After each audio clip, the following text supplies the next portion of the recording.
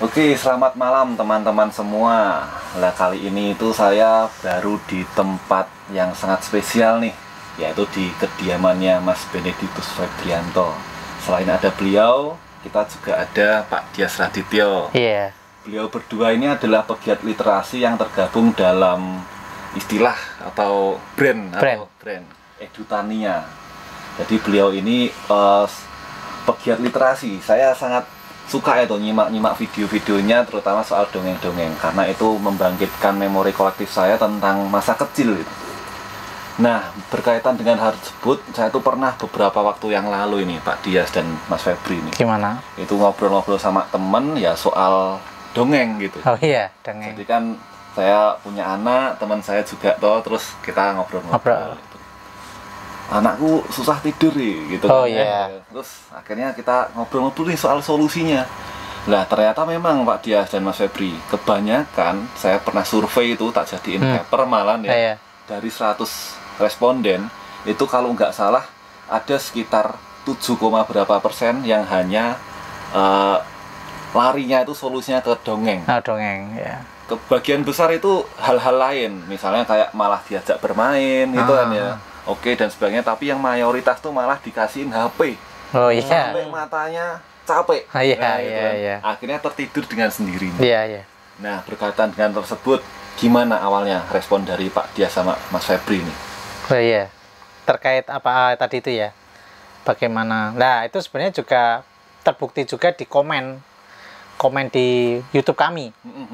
Jadi ada seorang kakak itu berterima kasih atas dongeng Cinderella ya. Ya, Cinderella. Cinderella, berkat dongeng ini adik saya selalu tidur. Jadi itu kayak candu. Jadi saya antara seneng atau susah sebenarnya itu. Ini adiknya ketika mau tidur susah, dikasihnya itu.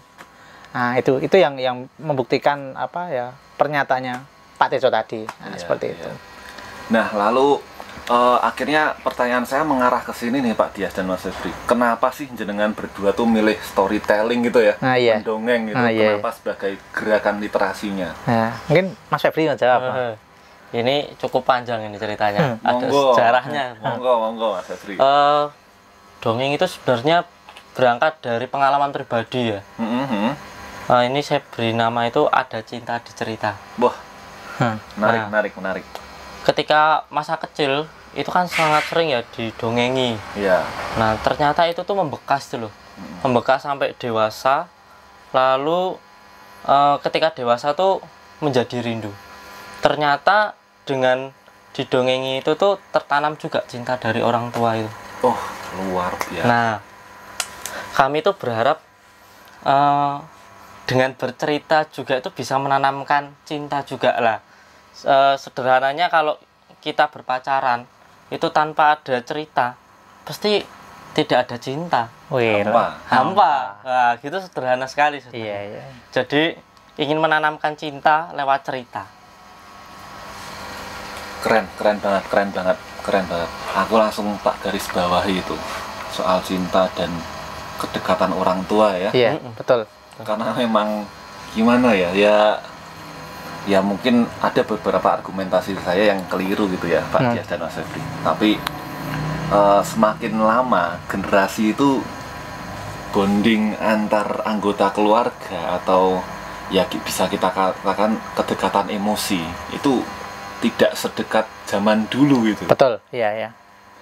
Misalnya mohon maaf nih kalau misalnya saya lihat ya, kalau misalnya ada yang sedang berduka, itu pelariannya adalah medsos. Iya. Atau hal-hal tersier yang dimana itu sama sekali tidak terhubung dengan kita sendiri, gitu loh. Bahkan tidak ke teman, tidak ke siapa, ke keluarga itu loh. Curhatnya di medsos. Iya. Dan wong random yang baca itu wong random gitu kan ya. Akhirnya apa efeknya buat kita? Apakah hanya sekedar menyalurkan doang? Nah, tadi luar biasa dari Mas Febri. Iya. Bener Mas, kedekatan loh ya. Jadi lebih mengenal anaknya gitu ya Mas ya. Betul. Wah, keren banget Mas Febri. Pak Dias mau nambahi? Kalau storytelling sebenarnya ya memang itu tadi. Seperti mungkin diskusi yang pernah kita lakukan dulu waktu itu terkait keluarga, saya sepakat bahwa generasi menunduk itu tadi. Jadi orang tuanya sibuk dengan gadget, gawai, kemudian anaknya juga dan si mungkin anggota yang lain juga main gawe. Nah, kita pakai storytelling itu karena itu tadi harus ada yang nuturi. Bahasa tutur itu sekarang semakin nggak ada. Nah, bahasa tutur itu kan juga nanti juga harapan kami membentuk budaya seperti kita ketahui budaya itu respon dari terhadap sebuah fenomena, misalnya terkait Mas Febri tadi cinta, ya makanya cerita kita kadang ada ya cinta terhadap lingkungan, cinta terhadap misalnya apa yang kita miliki, misalnya menjaga barang-barang kita. Nah itu makanya kita milih storytelling. Seperti itu. Itu menarik Pak Dias, karena saya melihatnya bahasanya gini ya, ketika kita ngomongin soal cinta, orientasi anak-anak zaman sekarang tuh TV yang cinta-cintaan yang sebenarnya di usianya tuh belum gatuk, ikatan cinta ya. Oke. Nah, tapi tadi ya, misalnya bisa ke makhluk hidup tuh nggak hanya antar sama manusia. Wah, menarik itu Pak Dias. Oke, lalu soal storytelling di Indonesia nih Pak Dias. Itu kan kayak dua sisi mata uang menurut saya. Oh iya, betul sekali. Di sisi lain tuh orang pada ngomong bahasanya penting-penting nih loh. Tapi untuk doingnya itu susah gitu loh ya. Betul. Bahkan kalau misalnya nih, mohon maaf nih ya, kadang kita suka menganggap bahasanya kalau di kuliah tuh kita sok ya aja. Ketika dosennya ngomong penting tuh loh yang namanya storytelling, mendongeng. Wah, kita pas di kuliah semangat nih. Kenyataannya ketika jadi orang tua ya males juga gitu. Gimana respon Pak Dias dulu soal itu? Wah, ya memang storytelling itu penting, sangat penting. Tetapi untuk marketing kalau sekarang konteksnya. Jadi yang anak-anak ya dilupakan gitu lah. Kita lupa bahwa kembali ke bahasa lisan di Indonesia itu sangat minim. Nah, jadi menurut saya keengganan apa ya orang tua untuk mau membacakan cerita atau gak usah ribet-ribet, dongeng aja tentang yang pernah didongengkan itu kan sebenarnya tinggal mengulang. Nah, tetapi itu kok tidak terjadi. Kenapa malah masrahke atau percaya kepada gawe? Nah, di situ yang makanya kita penting, storytelling itu penting, karena storytelling itu bukan semata-mata menghafal cerita, tetapi improve. Itu pernah kita lakukan waktu dongeng ya. Iya, benar. Ketika kita dongeng, kita sudah siapkan materinya. Jadi kami pikir itu anak-anak, ternyata orang ODGJ. Wah, menarik itu. Mendongeng di ODGJ dan ketika kita datang harus membuat mereka tertawa. Padahal treatmentnya harus menghentikan mereka tertawa sendiri. Nah, disitulah. Jadi storytelling itu bagi kami ya sebuah media yang sebenarnya apa ya, asik tuh, liquid. Dia bersifat bisa ya masuk kemana-mana, terutama anak kecil. Nah itu kan sebenarnya konsepnya sama ketika kenapa banyak orang sekarang di caption Instagram sebenarnya juga storytelling dan beli. Nah, kenapa kita nggak balik itu? Kita bikin storytelling, kemudian biar anak itu punya cinta, punya value. Nah, itu yang mau kita tanamkan. Jadi nggak melulu storytelling itu marketing. Storytelling itu juga bisa untuk educating. Nah, misalnya education, nah pendidikan. Itu sih yang mau kita angkat sebenarnya. Iya. Mas Febri mau nambahin? Monggo. Storytelling itu sebenarnya kadang kan berpikirnya, wah aku nggak tahu nih ceritanya, cuma tahu kayak maling kundang, cerita rakyat dan lain gitu ya. Sebenarnya kalau tadi berangkat dari keluarga juga ya, menceritakan pengalaman waktu masih kecil membuat mainan dari kulit jeruk, itu ya storytelling ya sebenarnya. Iya, storytelling. Ya kan? Nah, hanya kadang tuh tantangannya kalau dari keluarga tidak mau melihat pengalaman yang sudah dia lakukan untuk berbagi. Nah, maka dari ini cerita kami Deten itu berangkat dari pengalaman kami. Lihat apa yang sudah kita amati, lalu mencoba mengkawinkan gitu, dikoneksikan dengan edukasi. Nah, itu kami buatlah cerita. Menarik. Ini juga terkait dengan upaya literasi ya? Iya, upaya literasi, betul sekali. Memang seperti itu. Ya gimana mau storytelling nek literasi aja nggak jalan kan di situ jadi kayak. Sekarang kan baru pada gembar-gembor literasi digital nih kan. Iya. Tapi kalau menurut saya pribadi ya kalau tidak diimbangi dengan literasi yang lainnya gitu ya untuk pendukungnya itu kan ya itu akan menjadi sesuatu yang sama aja gitu. Betul. Seperti yang udah sering dibicarakan orang-orang akhirnya akan stuck di situ doang gitu kan, nggak kemana-mana.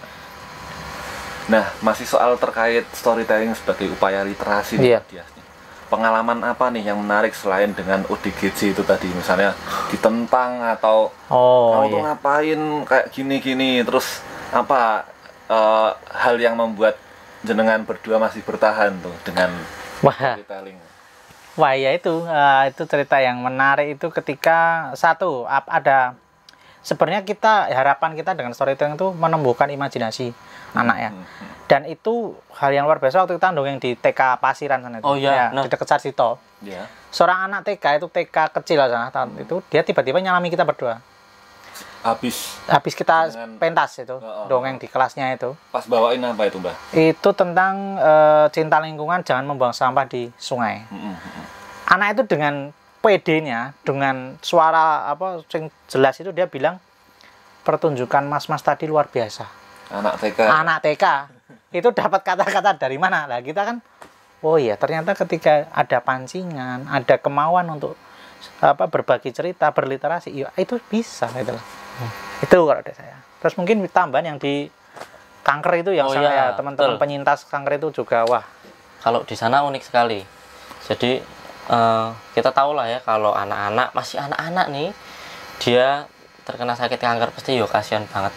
Iya. Apalagi ada di panti yatim piatu gitu ya, panti asuhan. Mereka pasti sudah tidak dengan orang tua nih. Mereka berjuang dengan sakitnya. Usia paling dewasa tuh cuma 12 tahun, Berarti kan mereka tuh harus berjuang. Betul. Nah, lalu kami membawakan cerita tuh judulnya Pohon Harapan. Nah, kami ngajak mereka kan, biar mereka tuh semangat.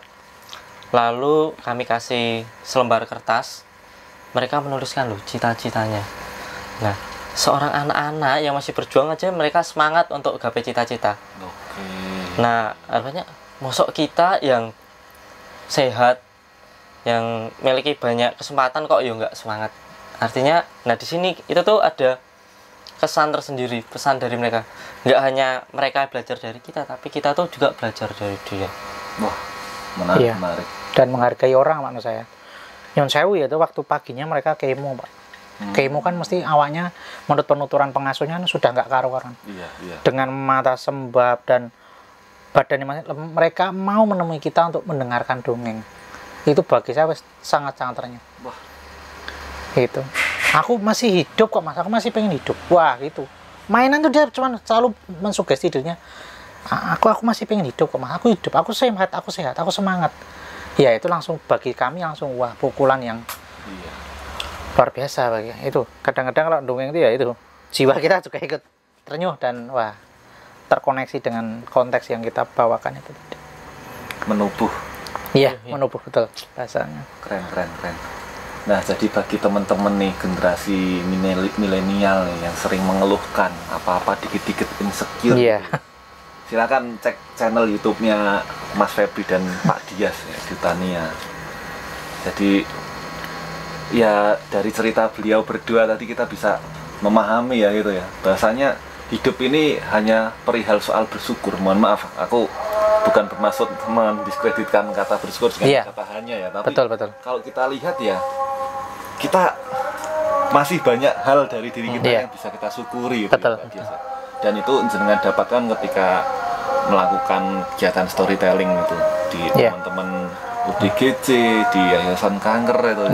Wah, itu luar biasa, itu pengalaman yang menarik itu.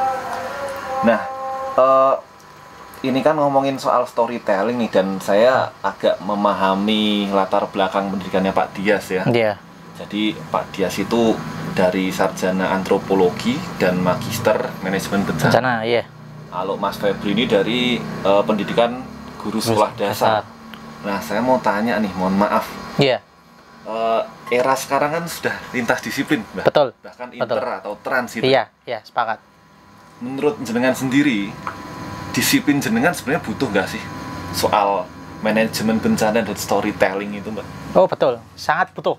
Pernah kita coba eksperimen di daerah Maguwarjo ya Mas. Saya menjadi tertohok waktu itu. Saya pikir orang yang berada di KRB bawah Merapi, KRB 3 atau 1 ya saya lupa. Itu kawasan rawan bencana. Kalau kena dampaknya, saya pikir mereka anak-anak di sana nggak paham. Tetapi kita di sana dipukuli habis-habisan. Mereka itu sudah sadar bencana ternyata. Dan mereka bisa menyerap itu karena kebiasaan. Itu pas jenengan jadi mahasiswa ya? Pas jadi mahasiswa? Bukan, sudah lulus. Sudah lulus. Kita di sana suruh mendongeng. Nah, karena pesanan dari atau titipan dari apa yang mengadakan sanggar itu, tolonglah tentang bencana. Edukasi bencana. Nah, saya sampaikan sama Mas Febri, ternyata anak-anak di sana awareness terhadap bencana luar biasa. Ah, itu pakai masker, kita pakai jaket, lari ke tempat yang sudah ditujukan. Nah, kan berarti saya terus menjadi bodoh di sini, maksudnya kadang-kadang ketika kita merasa jumawa itu malah ditampar sama anak kecil. Yes. Ketika saya tanya kenapa bisa mereka mendapat cerita dari simbahnya, dari bapaknya, nek jeblok, nek ngungsi, nah itu kearifan lokal menjadi termanifestasi dalam storytelling secara informal ya, beda kalau kita memang formal dongeng. Nah itu yang terjadi Pak, sangat butuh bagaimana. Oh ya, dongeng kita yang bencana itu, nah saya gabungkan Pak, ini pendidikan, dari pendidikan berarti kan IPA-nya saya masukkan, dari saya pengetahuan bencana ya, yang tsunami itu juga responnya bagus seperti itu. Jalan sendiri gimana Mas Febri? Wah, sangat butuh. Jadi kan banyak karakteristik anak itu beda-beda. Ada yang dia mudah memahami lewat cerita, ada yang mudah memahami praktek langsung. Nah, ini kami coba lewat yang memahami lewat bercerita. Kadang yang bercerita pun tidak mudah untuk dipahami.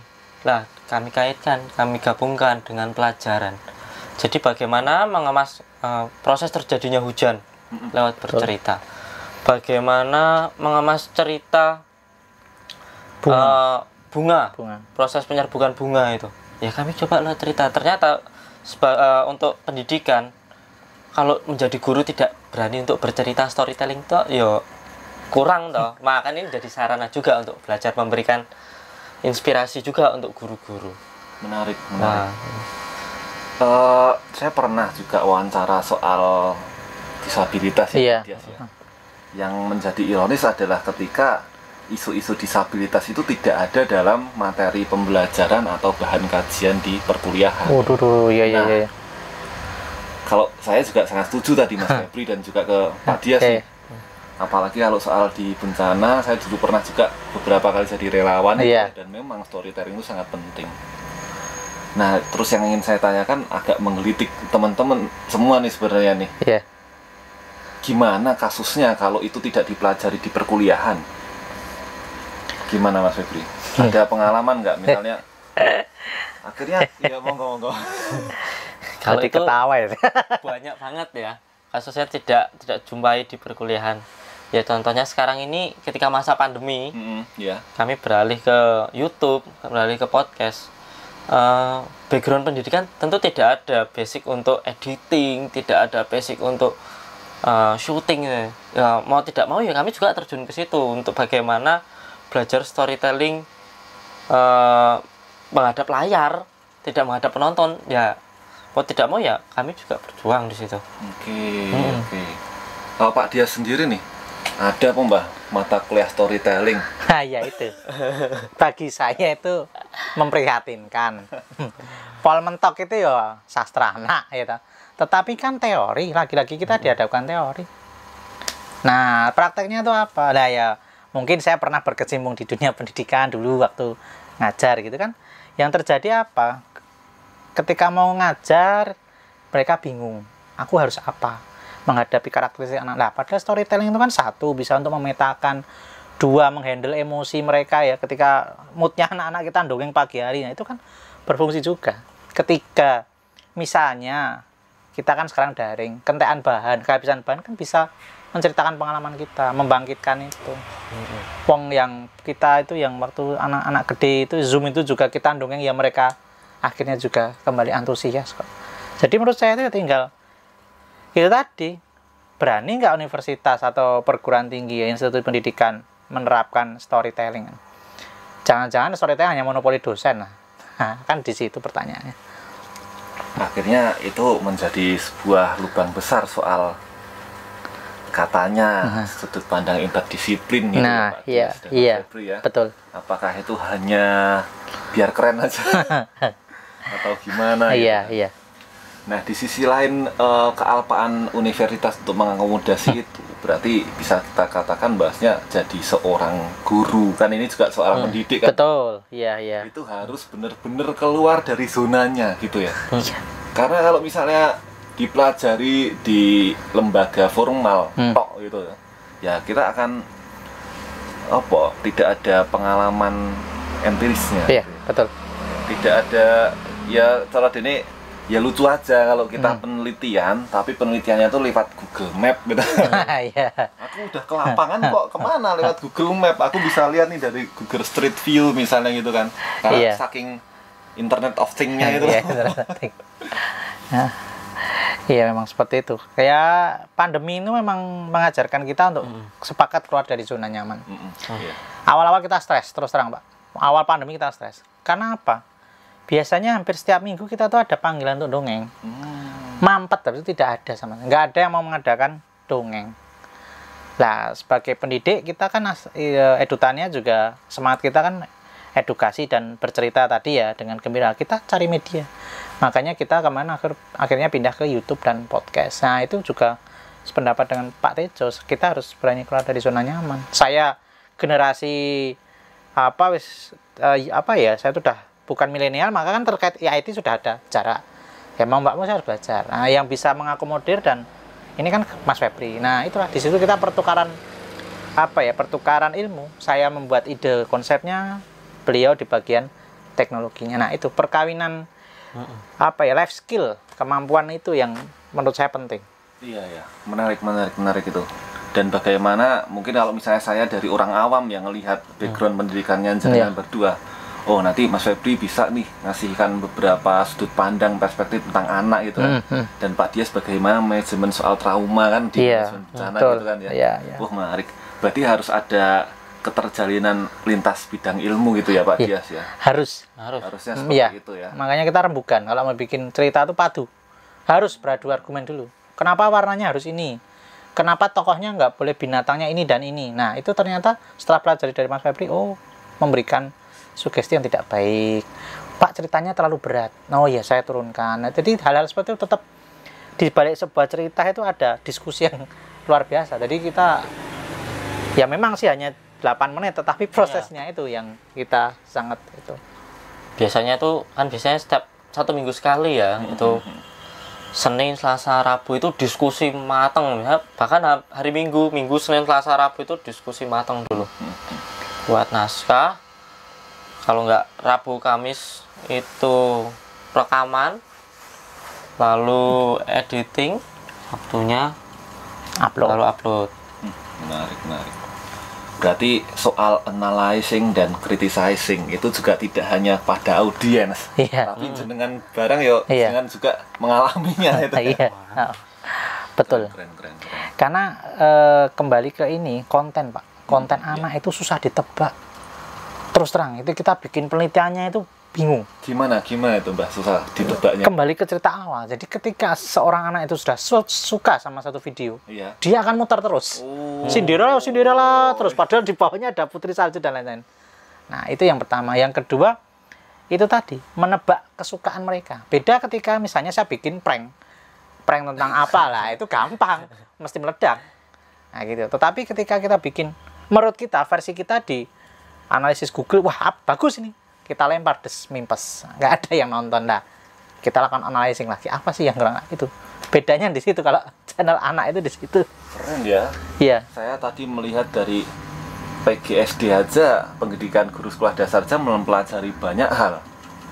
Manajemen bencana juga. Iya. Apalagi dikaitkan dengan faktor eksternal tadi. Betul. Kayak teknologi, terus Google Analytics itu aja. Beberapa orang tidak peka itu terhadap itu gitu ya. Jadi di dalam storytelling itu yang main banyak disiplin. Betul. Sangat. Teknologi juga ya Mas Febri ya, saat editing gitu ya. Untuk jadi suara yang lebih berat itu kan pakai editing gitu ya. Gila. Bagaimana stresnya awal-awal mecah suara kita dulu. Serius, itu stres sekali. Mecah suara Pak. Jadi ketika kita ingin totalitas di storytelling kan kita harus memecah suara. Biasanya orang tua kan, apa kabar kamu? Kan seperti itu. Beda, apa kabar kamu? Nah, itu kan. Nah, itu yang awal-awal kita kok penonton kita nggak anu. Nah, kita studi, oh suara kita bermasalah masa. Dibantu pakai piranti lain. Ternyata nggak maksimal, memang harus natural yang harus kita. Oh, iya. Ya. Seperti itu, Pak. Keren banget, keren banget, keren banget. Ini sangat menginspirasi nih. Jadi, oke. Saya rasa ya, Pak Dias dan Mas Febri ya, itu kita semua harus peka terhadap itu tuh, kemampuan storytelling gitu. Iya. Nggak hanya dalam literasi lah, apapun kurasa ya. Betul. Karena kayak misalnya saya pribadi pernah menjadi pendidik, ada pengalaman saya Pak Dias jadi pendidik itu pernah sebelum desain itu ya.